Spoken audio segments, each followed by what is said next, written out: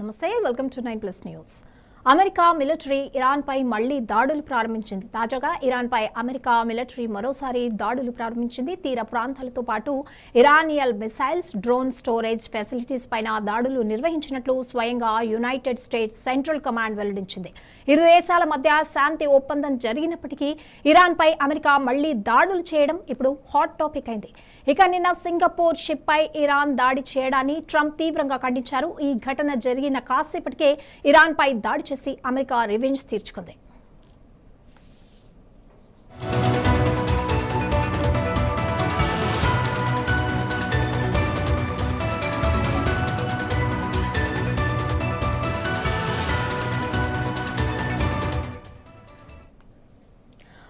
America military Iran పై మళ్లీ దాడులు ప్రారంభించింది. తాజాగా ఇరాన్ పై అమెరికా మిలిటరీ మరోసారి దాడులు చేసింది.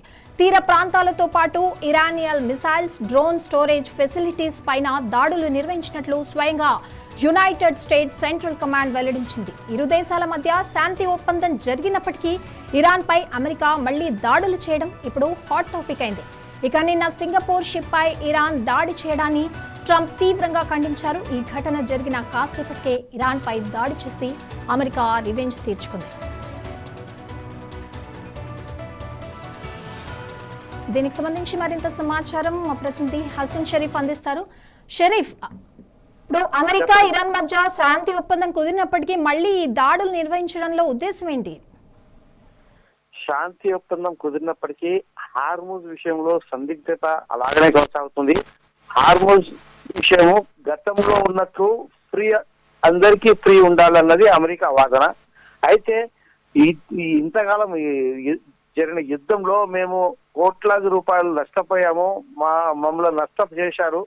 ఇంత జరిగిన తర్వాత ఈ హార్మూజ్ అనేది ఇప్పుడు మా ఆధీనంలో ఉంటుంది, మేము చెప్పినట్టు వినాలి, ఏ షిప్ అయినా మా అనుమతితోనే వెళ్ళాలి అని ఇరాన్ వాదిస్తోంది. అయితే ఈ జలసంధి అనేది, హార్మూజ్ జలసంధి అనేది అంతర్జాతీయ స్థాయిలో ఫ్రీగా వెళ్లే జల మార్గం అనేది అమెరికా వాదన. కానీ అది మాది పరిధిలో ఉంది, మా దేశం పరిధిలో ఉంది కాబట్టి మేము అనుమతిస్తేనే వెళ్ళాలి అనేది ఇరాన్ వాదన. ఈ రెండింటి కాంట్రడిక్షన్ ఏదైతే ఉందో ఇంతవరకు దాని విషయంలో ఇంకా స్పష్టత రాలేదు, రెండు కూడా తగ్గట్లేదు. ఆ క్రమంలోనే నిన్న ఏమైందంటే సింగపూర్ షిప్, అమెరికా మద్దతుగా ఉన్న సింగపూర్ షిప్ ఇరాన్ అనుమతి లేకుండా వెళ్ళిపోవడానికి ట్రై చేసింది. దీంతో ఇరాన్ ఎంత హెచ్చరించినప్పటికీ ఆగలేదు అమెరికా ధైర్యంతో. దీంతో ఇరాన్ ఏకంగా కాల్పులు జరిపింది ఆ షిప్ పైన. అంటే అమెరికా మద్దతు ఉన్న ఏ షిప్ ను కూడా మేము ఫ్రీగా పోవడానికి అనుమతించము అనేది సంకేతం ఇచ్చింది ఇరాన్.